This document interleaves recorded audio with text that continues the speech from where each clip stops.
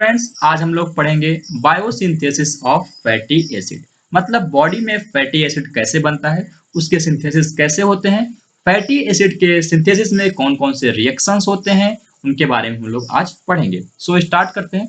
सबसे पहला question mind में यह आता है कि फैटी एसिड का सिंथेसिस होता ही क्यों है, आखिर क्यों बनाया जाता है फैटी एसिड। तो उसका सिंपल सा आंसर है कि जब हम लोग डाइटरी कार्बोहाइड्रेट या अमीनो एसिड या डिफरेंट मटेरियल्स, फूड मटेरियल्स जब हम लोग एक्सेस अमाउंट में लेते हैं तो उन्हें हमें स्टोर करना रहता है। तो हम उन्हें डिफरेंट फॉर्म में स्टोर करते हैं, ग्लाइकोजन के फॉर्म में भी स्टोर कर सकते हैं, हम लोग उन्हें फैटी एसिड के फॉर्म में भी स्टोर करते हैं। मतलब हम लोग क्या करते हैं, जो एक्सेस अमाउंट में कार्बोहाइड्रेट है, एक्सेस अमाउंट जो अमीनो एसिड है, प्रोटीन्स है, तो इनका क्या होगा, ब्रेक डाउन होगा और फाइनली इन्हें fatty acid try acyl glycerol के फॉर्म में भी स्टोर किया जा सकता है। तो इसीलिए फैटी एसिड का सिंथेसिस होता है इन्हें स्टोर करने के लिए। तो the dietary carbohydrates and amino acid when consume in the excess can be converted to fatty acid and stored as the triacylglycerol. इनको ट्राई एसाइल ग्लिसरॉल के फॉर्म में स्टोर कर दिया जाता है। अब बात आती है कि बॉडी में फैटी एसिड का सिंथेसिस करना है तो कौन कौन से ऑर्गन में होता है, कहाँ कहाँ पर फैटी एसिड का सिंथेसिस होता है, तो हम लोग उसके बारे में पढ़ेंगे। तो फैटी एसिड जो है वह लीवर में भी बन सकता है, वह किडनी में भी बनता है, एडिपोज टिश्यू में भी बनता है और लैक्टेटिंग मेमोरी ग्लैंड में भी बनता है।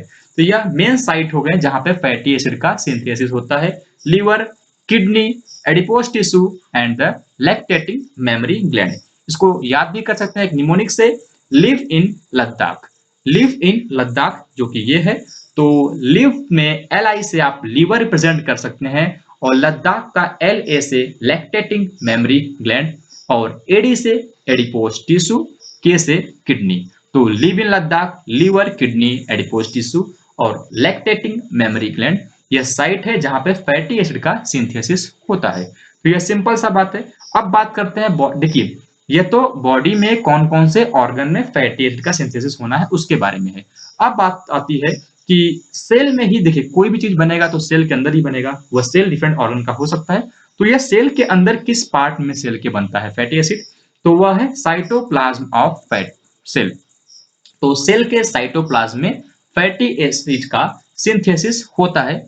अब सिंथेसिस होना है साइटोप्लाज्म में, तो जो भी एंजाइम की जरूरत होगी वह भी साइटोप्लाज्म में प्रेजेंट होता है। तो fatty acid synthesis occur in the cytosol of this cell. The enzyme machinery for the fatty acid production is located in the cytosomal fraction of the cell। Simple सी बात है।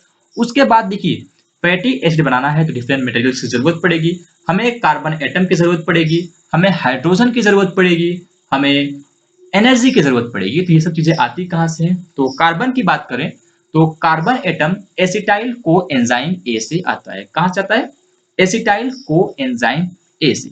लेकिन बात यह है कि जो एसिटाइल को एंजाइम ए है वह साइटोप्लाज्म में प्रेजेंट ना रह करके वह माइटोकॉन्ड्रिया में प्रेजेंट रहता है। लेकिन मैंने बोला कि जो फैटी एसिड सिंथेसिस का प्रोसेस है, रिएक्शंस है, यह होती है साइटोप्लाज्म में और इसके लिए हमें कार्बन की जरूरत है। लेकिन हमारा एसिटाइल कोएंजाइम जहां से हमें कार्बन लेना है वह तो प्रेजेंट नहीं साइटोप्लाज्म में, तो कैसे होगा फैटी एसिड का सिंथेसिस। उसके लिए क्या करते हैं कि माइटोकॉन्ड्रिया से एसिटाइल कोएंजाइम को निकाल करके साइटोप्लाज्म में लाना पड़ता है। मतलब माइटोकॉन्ड्रिया से एसिटाइल कोएंजाइम को ट्रांसफर करना पड़ेगा कहां पर, साइटोप्लाज्म में। उसके लिए हम लोग पढ़ेंगे कि कैसे ट्रांसफर किया जाता है, उनको कैसे बॉडी में ट्रांसफर होता है एसिटाइल को एंजाइम ए। देखिए ये हो गया कार्बन एटम के बारे में। हाइड्रोजन की बात करें तो हाइड्रोजन मिलता है हमें NADPH से। तो NADPH रिडक्टिव इक्विवेलेंट जैसा काम करता है हमारे सेल में फैटी एसिड सिंथेसिस के लिए। और एनर्जी का डिमांड जाहिर सी बात है कहाँ से पूरा होगा, ATP से ही पूरा होगा। तो कार्बन की व्यवस्था हो गई है, एसिटाइल कोएंजाइम दे देगा और हाइड्रोजन NADPH दे देगा और हमारा एनर्जी ATP से मिल जाएगा। हमारी व्यवस्थाएं हो चुकी हैं। लेकिन थोड़ा बात कर लेते हैं कि जो माइटोकॉन्ड्रिया के अंदर एसिटाइल को एंजाइम है उन्हें बाहर कैसे निकाला जाता है और वहां पर वह बनते कैसे हैं माइटोकॉन्ड्रिया में, तो उसके बारे में थोड़ा सा डिस्कस कर लेते हैं। देखिए पहली बात तो जो एसिटाइल को एंजाइम ए है, आपने जब पढ़ा था कार्बोहाइड्रेट का मेटाबॉलिज्म तो वहां पे आपने देखा होगा कि डिफरेंट टाइप्स के प्रोसेस थे, बहुत सी जगह से एसिटाइल कोएंजाइम बन रहा था। तो कोई डिफिकल्ट टास्क नहीं माइटोकॉन्ड्रिया में एसिटाइल कोएंजाइम एक कहां से आया उसको पता करना। तो वह फैटी एसिड से भी बन सकता है, हमने देखा था। और पायरुवेट से तो बनता ही है, उसके बाद होता है अपना क्रेब्स साइकिल, तो पायरुवेट से भी बनता है, फिर अमीनो एसिड से भी बनता है। तो डिफरेंट रिएक्शंस होते हैं, इन तीनों से बन सकता है हमारा एसिटाइल कोएंजाइम ए। तो मैं अभी केवल ज़्यादा डिटेल में नहीं जा रहा हूँ कि कैसे बनता है अपना एसिटाइल कोएंजाइम ए, हालांकि आप पिछले वीडियो में देख सकते हैं। आप इतना समझिए कि फैटी एसिड से बन रहा है, पायरुवेट से भी बन रहा है और अमीनो एसिड से भी बन रहा है। तो हमारा एसिटाइल कोएंजाइम बन गया। लेकिन यह प्रेजेंट कहाँ पे है? अभी यह माइटोकॉन्ड्रिया के अंदर है, लेकिन हमें इसकी जरूरत है साइटोप्लाज्म में, क्योंकि हमें साइटोप्लाज्म के अंदर फैटी एसिड को बनाना है और यह एसिटाइल कोएंजाइम ने प्रॉमिस किया है कि वो कार्बन वह देगा, लेकिन उसको वहां से लाना पड़ेगा माइटोकॉन्ड्रिया से साइटोप्लाज्म में। तो उसके डिफरेंट प्रोसेस होते हैं, हम लोग उसको समझते हैं कि किस तरह से माइटोकॉन्ड्रिया में से एसिटाइल कोएंजाइम ए साइटोप्लाज्म में एंटर करता है। आप अभी आप समझिए जो स्लाइड है वो पूरा सेल है और जो ये पार्ट है ये आपका माइटोकॉन्ड्रिया है, और माइटोकॉन्ड्रिया से हमें सेल साइटोप्लाज्म के अंदर लाना है, तो हम लोग उसके बारे में पढ़ेंगे। तो सबसे पहले क्या होता है, सिंपल सी बात है, समझिए ये आपका माइटोकॉन्ड्रिया है, ये वाला पोर्शन, इसमें क्या प्रेजेंट है, हमारा एसिटाइल कोएंजाइम ए प्रेजेंट है। तो हम क्या करते हैं, सबसे पहले एसिटाइल कोएंजाइम ए को ऑक्सैलो एसीटेट से बाइंड करवाते हैं। आपको पता होगा एसिटाइल कोएंजाइम ए में केवल 2 कार्बन होते हैं और ऑक्सैलो एसीटेट में 4 कार्बन होते हैं। यहाँ पे फॉर्मेशन होता है किसका, साइट्रेट का, जो कि 6 कार्बन है। सिंपल सी बात है, साइट्रेट का फॉर्मेशन क्यों किया गया, इसका एक ही रीजन है कि हमें ट्रांसफर करना है एसिटाइल कोएंजाइम ए, तो इसीलिए हमने बनाया साइट्रेट, क्योंकि जो साइट्रेट को ट्रांसफर करने के लिए जैसे प्रेजेंट होते हैं कहाँ पे, माइटोकॉन्ड्रिया के इनर वॉल पे इसकी व्यवस्था होती है, वहां से वो साइट्रेट बाहर कर दिया जाता है। तो एसिटाइल कोएंजाइम ए को ऑक्सैलो एस्टेट के साथ रिएक्शन करवाकर हमने साइट्रेट को बना लिया। ये किसी एंजाइम के प्रेजेंस में हो रहा होगा। तो एसिटाइल कोएंजाइम ए और oxalo acetate citrate synthase enzyme के प्रेजेंस में साइट्रेट बनाते हैं। ध्यान दीजिएगा, साइट्रेट बन रहा है तो सिंपल सा नाम है एंजाइम का, साइट्रेट सिंथेस, सिंथेस मतलब बनाना। तो साइट्रेट सिंथेस के प्रेजेंस में एसिटाइल कोएंजाइम ए और ऑक्सैलो एसीटेट मिलकर के 6 कार्बन का साइट्रेट बनाते हैं, क्योंकि एसिटाइल कोएंजाइम में ए में 2 कार्बन था, ऑक्सैलो एसीटेट में आपके 4 कार्बन था, तो टोटल बना हमारा साइट्रेट 6 कार्बन का। यह 6 कार्बन का साइट्रेट आसानी से माइटोकॉन्ड्रिया से बाहर साइटोप्लाज्म में आ सकता है। सपोज दैट यह साइटोप्लाज्म में आ गया। अब क्या होगा कि जिस तरह से साइट्रेट बना था, अब साइट्रेट को फिर से ब्रेक किया जाएगा। साइट्रेट को फिर से ब्रेक किया जाएगा, किसी एंजाइम के प्रेजेंस में प्रोसेस होगा डेफिनेटली। तो साइट्रेट को ब्रेक करना है मतलब लाइसिस करना है, तो साइट्रेट लाइसेस एंजाइम के प्रेजेंस में साइट्रेट को 2 पार्ट में तोड़ते हैं, वह होता है मैलेट और आपका एसिटाइल कोएंजाइम ए। मतलब फिर से एसिटाइल कोएंजाइम ए बन गया। तो सिंपल सा मतलब तो यही हुआ ना कि माइटोकॉन्ड्रिया से साइटोप्लाज्म में ट्रांसफर हो गया, उसके साथ साथ मैलेट भी हमारा बन गया। तो यह प्रोसेस हुआ कि किस तरह से एसिटाइल कोएंजाइम ए ट्रांसफर होता है। देखिए, जो NADPH की बात करते हैं कि NADPH कहाँ से आता है, तो NADPH डिफरेंट प्रोसेस से आता है, लेकिन सबसे मेन जो है वह HMP शंट है, जो कि आपने फॉस्फेट पायरुवेस एक साइकिल होती है, पेंटोस पायरुवेस नाम की साइकिल होती है, वहां पे भी आपने पढ़ा होगा। HMP शंट का मेन सिग्निफिकेंस यही था कि वहां पे NADPH बनता है। तो आप लोग उसको देख लीजिएगा अगर रिवाइज करना है आपको, हालांकि आपको याद होगा कि HMP शंट में NADPH बनता है। तो वह जो हमें NADPH की जरूरत है वह HMP शंट से आ गया। एसिटाइल कोएंजाइम की जरूरत है तो वह पायरुवेट से भी बनता है, अमीनो एसिड से भी बनता है, फैटी एसिड से भी बनता है। तो वह अमीनो जो एसिटाइल कोएंजाइम ए साइट्रेट के फॉर्म में माइटोकॉन्ड्रिया से साइटोप्लाज्म में एंटर कर गया। अब साइटोप्लाज्म में साइट्रेट लाइसिस एंजाइम के प्रेजेंस में ये टूट गया मैलेट और एसिटाइल कोएंजाइम ए में, और हमें फिर से एसिटाइल कोएंजाइम ए मिल गया। मतलब माइटोकॉन्ड्रिया से साइटोप्लाज्म में एसिटाइल कोएंजाइम ए प्रेजेंट हो गया। अब हम लोग यहाँ से कार्बन लेंगे और फर्दर फैटी एसिड के सिंथेसिस का प्रोसेस आगे बढ़ाएंगे। तो देखते हैं, देखिए अब क्या होगा, एसिटाइल कोएंजाइम ए जब हमारे साइटोप्लाज्म में प्रेजेंट हो गया तो उसके बाद इसको मेलोनाइल कोएंजाइम ए में कन्वर्ट किया जाएगा। मेलोनाइल कोएंजाइम ए में कन्वर्ट किया जाएगा। देखिए जो एसिटाइल कोएंजाइम ए है उसमें केवल 2 कार्बन होता है, हालांकि मेलोनाइल कोएंजाइम ए 3 कार्बन का एटम कंपाउंड है।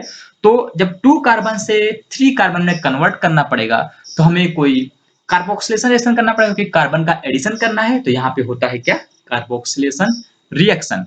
तो वो जो मेन एंजाइम रहेगा वह कार्बोक्सिलेशन रिएक्शन का एंजाइम रहेगा, तो उसको बोलते हैं एसिटाइल कार्बोक्सिलेज। तो जो एंजाइम के प्रेजेंस में प्रोसेस होगा उसका नाम होगा एसिटाइल कोएंजाइम ए कार्बोक्सिलेज, जिसमें क्या होगा, एसिटाइल कोएंजाइम ए को मेलोनिल कोएंजाइम ए में कन्वर्ट किया जाएगा। जो ये एंजाइम है कोएंजाइम ए कार्बोक्सिलेज, यह क्या करेगा, कार्बन का एडिशन करेगा, नाम ही है कार्बोक्सिलेज।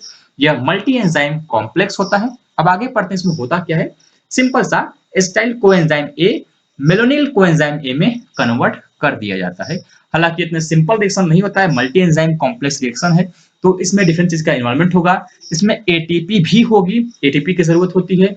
उसके साथ साथ बायोटीन भी प्रेजेंट होता है इस रिएक्शन में। फिर ये एंजाइम हमारा कार्बोक्सिलेज एंजाइम भी होता है, मतलब एसिटाइल कोएंजाइम ए कार्बोक्सिलेज भी होता है। तो एसिटाइल कोएंजाइम ए से मेलोनिल कोएंजाइम ए का फॉर्मेशन होता है, जो कि 2 कार्बन से 3 कार्बन का बनना होता है, जहां पे एक कार्बन का एडिशन होता है। इसलिए एसिटाइल कोएंजाइम ए कार्बोक्सिलेज एंजाइम की जरूरत पड़ती है। उसके साथ साथ एटीपी बायोटीन की भी जरूरत पड़ती है, मतलब ए बी सी की जरूरत पड़ती है।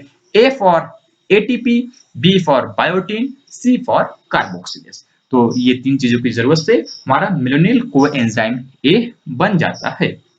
मेलोनाइल कोएंजाइम ए सिंथेसिस के बाद जितने भी रिएक्शंस होते हैं फैटी एसिड सिंथेसिस में, फैटी एसिड के फॉर्मेशन में जितने भी रिएक्शंस होते हैं वह एक कॉम्प्लेक्स एंजाइम द्वारा किए जाते हैं। इसका नाम है fatty acid synthase complex enzyme, जो कि मल्टी फंक्शनल एंजाइम में बहुत से काम करता है। इसमें डिफरेंट यूनिट्स होते हैं जो कि डिफरेंट डिफरेंट एंजाइम जैसे काम करते हैं। तो ये जितने भी रिएक्शंस बाकी होते हैं फैटी एसिड सिंथेसिस का, इसी एंजाइम द्वारा कैटेलाइज किए जाते हैं।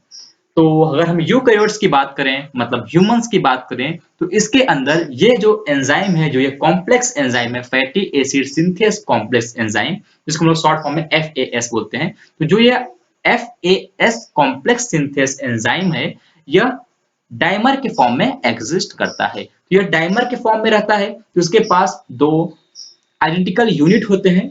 और जो ये आइडेंटिकल यूनिट होते हैं, मतलब जो इनके इच मोनोमर होते हैं, वह 7 डिफरेंट एंजाइम की एक्टिविटी शो करते हैं। कि मैंने आपसे पहले ही बोला कि ये मल्टी फंक्शनल एंजाइम है, ये बहुत से काम करता है। तो इसके अंदर जो डिफरेंट मोनोमर होते हैं, जो 2 मोनोमर है आइडेंटिकल, वह 7 डिफरेंट एंजाइम कैरी करते हैं। इसमें यूनिट होता है, डिफरेंट यूनिट होते हैं, वह अलग अलग एंजाइम जैसे काम करते हैं। हम पढ़ेंगे उसके बारे में अभी। तो यहाँ पर जो fatty acid synthase complex enzyme है, उसके अंदर 7 डिफरेंट एंजाइम होते हैं और एक असाइल कैरियर प्रोटीन भी होता है। असाइल कैरियर प्रोटीन और सिस्टीन 2 होते हैं, तो यहाँ पे असाइल कैरियर प्रोटीन भी प्रेजेंट होता है। तो यह हुआ fatty acid synthase complex enzyme के बारे में। फिर हम लोग और देखते हैं। समझ, जो ये दिखाई दे रहा है आपको, ये स्ट्रक्चर है उसका, इसका हमारे एंजाइम एफएएस कॉम्प्लेक्स एंजाइम का स्ट्रक्चर है, जहां पे असाइल कैरियर प्रोटीन भी दिखाया गया है आपको। और इसमें जो होमोडायोमर है, ये आपका मोनोमर दिखाया गया है यहाँ पर, इसके 3 यूनिट होते हैं। मैंने आपसे स्टार्टिंग बोला कि 7 एंजाइम है, तो जो 7 एंजाइम की जो ये एक्टिविटी शो करता है, तो उसको 3 यूनिट में बांटा गया है। पहला यूनिट होता है कंडेंसिंग यूनिट, जो एंजाइम कंडेंसिंग में इन्वॉल्व होते हैं। दूसरा यूनिट होता है रिडक्शन यूनिट। तीसरा होता है रिलीजिंग यूनिट। तो 3 यूनिट होते हैं, condensing unit, reduction unit and the releasing unit. इसके साथ साथ असाइल कैरियर प्रोटीन भी होता है। तो अभी हम लोग समझेंगे इन यूनिट के बारे में। तो सबसे पहले बात करें कंडेंसिंग यूनिट के बारे में, तो यहाँ पे डिफरेंट एंजाइम के नेम आएंगे, आपको याद करने हैं, तभी आपको रिएक्शंस आगे समझ में आएगा। तो कंडेंसिंग यूनिट में 3 एंजाइम होते हैं, मैं रिपीट करता हूँ।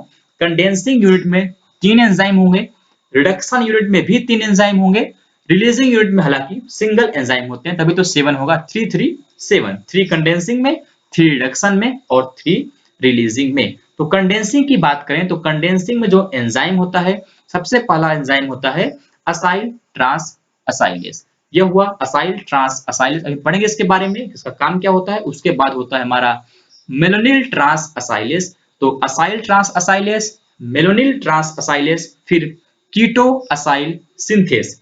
पहला देखिए, कंडेंसिंग में 3 एंजाइम नाम याद करने आपको, असाइल ट्रांस असाइलेज, मेलोनिल ट्रांस असाइलेज और कीटो असाइल सिंथेस। फिर बोलता हूं, असाइल ट्रांस असाइलेज, मेलोनिल ट्रांस असाइलेज, कीटो असाइल सिंथेस। एक बार आप मेरे साथ बोलिए, असाइल ट्रांस असाइलेज, मेलोनिल ट्रांस असाइलेज, कीटो असाइल सिंथेस। यह हो गए 3 कंडेंसिंग यूनिट के एंजाइम। उसके बाद आता है रिडक्शन यूनिट के।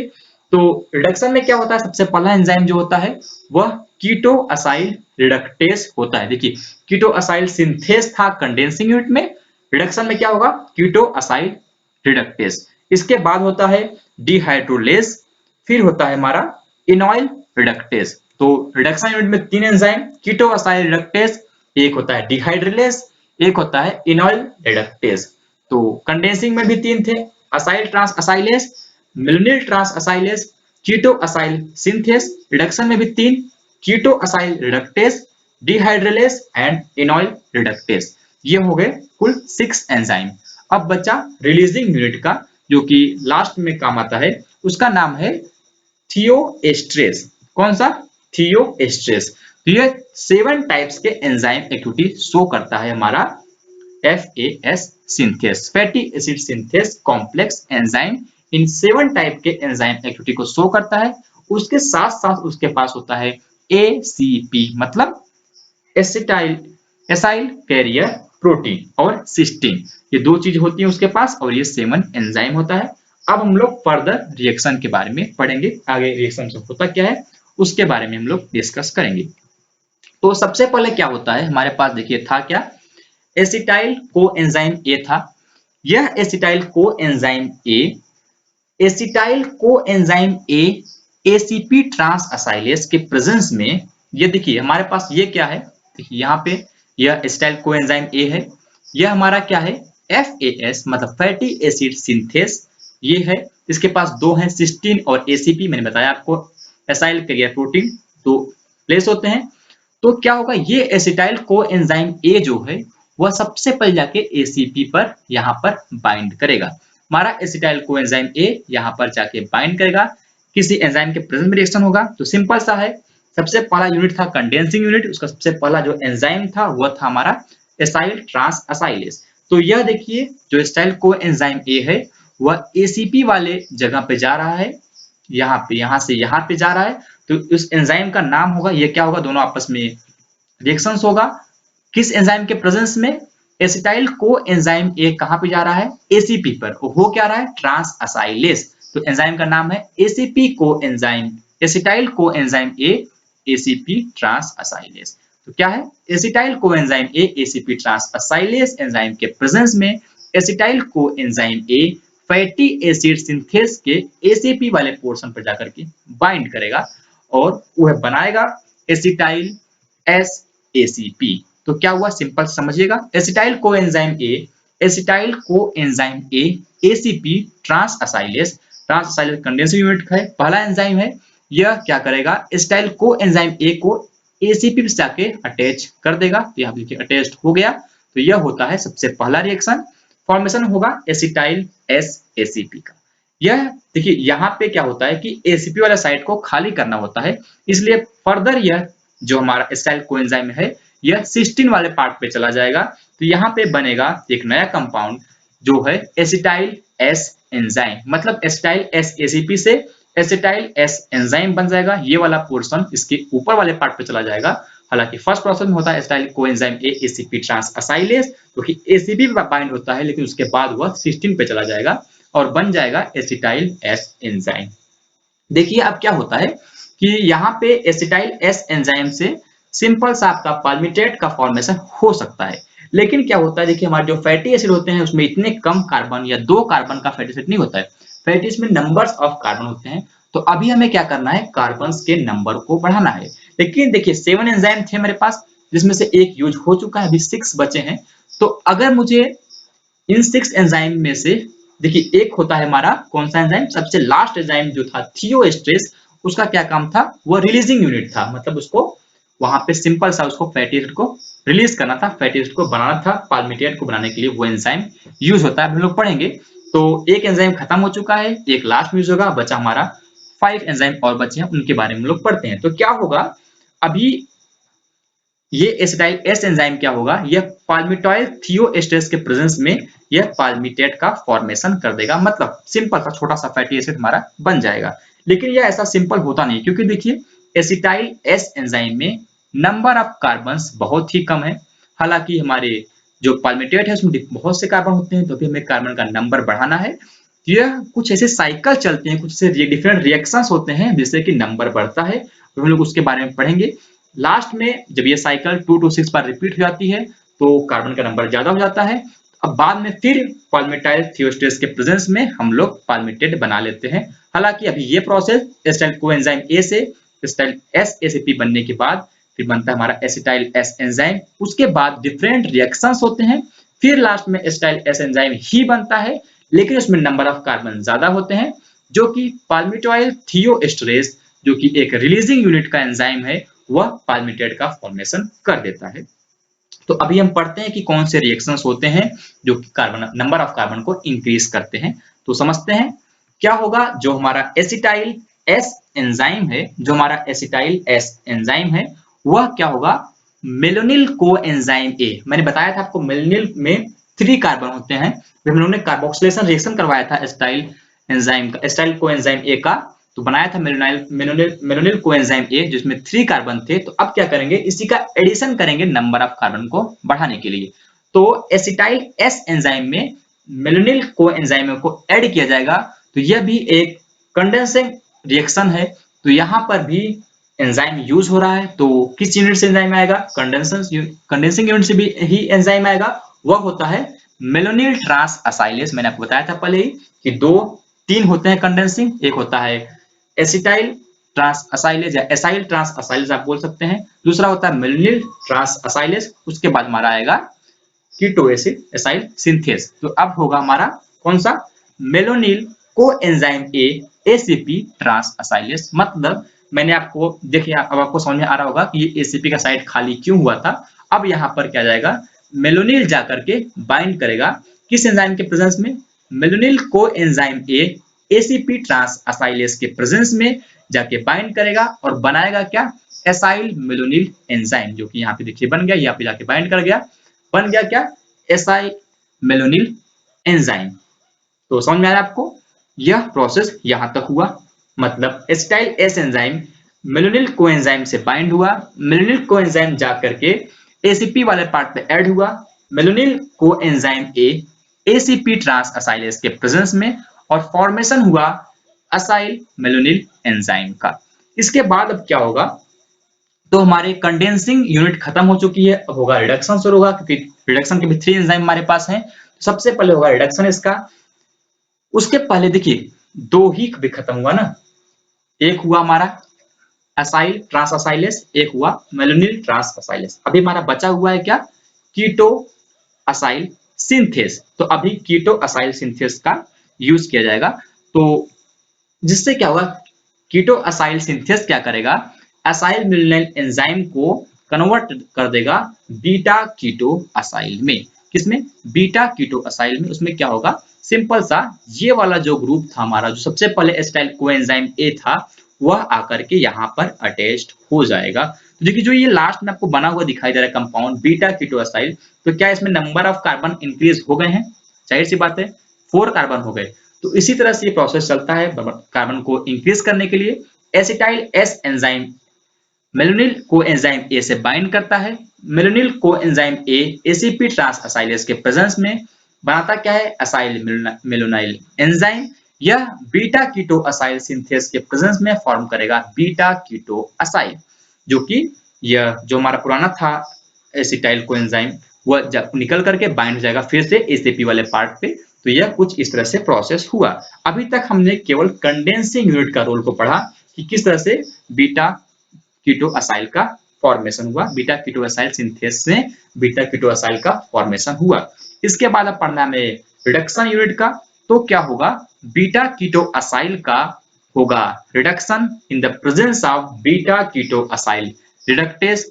रिडक्शन है तो रिडक्शन मतलब क्या होता है, सिंपल सा हमारा हाइड्रोजन का ऐड होना। तो यहाँ पर जाके देखिए हाइड्रोजन ऐड हुआ, रिडक्शन हुआ, यह बन गया हाइड्रोक्सी कंपाउंड। आपने पढ़ा होगा केमिस्ट्री में OH मतलब हाइड्रोक्सी, तो इस कंपाउंड का नाम होता है beta hydroxy acyl ACP. ACP पे है ही, असाइल तो सिंपल सी बात है, बीटा हाइड्रोक्सी असाइल एसीपी किससे बना, बीटा कीटो असाइल से। क्या हुआ, रिडक्शन हुआ।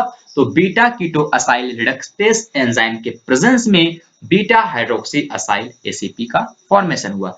इसके बाद क्या होता है, डिहाइड्रोलेस होता है, मतलब वाटर का निकलना होता है।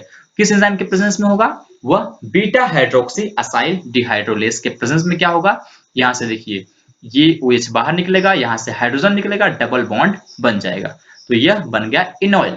तो यहां से फॉर्मेशन हो गया किसका, इनॉइल ACP का फॉर्मेशन हो गया। ये सभी रिडक्शन रिएक्शन है। सबसे पहले बीटा कीटो असाइल रिडक्टेस हमारा एंजाइम, फिर बीटा हाइड्रोक्सी असाइल डिहाइड्रोलेस एंजाइम के हेल्प से हमारा बना क्या, इनॉइल ACP बना, इनॉइल ACP बन गया।